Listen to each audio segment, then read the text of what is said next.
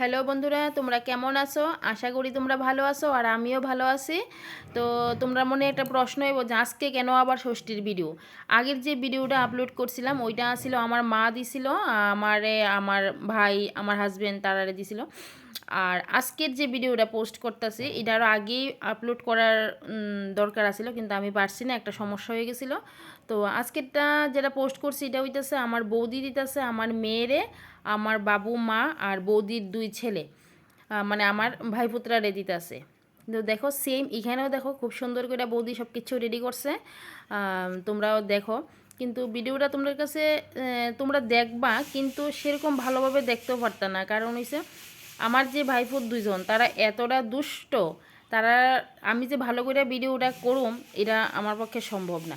এই দেখো আমার মারে দিতে আসছে আমার বৌদি, এই হইছে আমার মেয়ে, আমার বৌদি দিতেছে। এবার আমি ষষ্ঠী পূজা করছি না।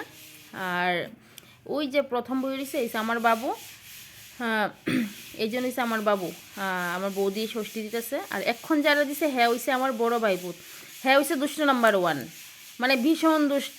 আরেকজন দেখো ওই যে খাটের উপর একটা বইয়ে দিছে কারেন্টের বোর্ডে দইরা, হেরে নাকি হের মা ষষ্ঠী দিব।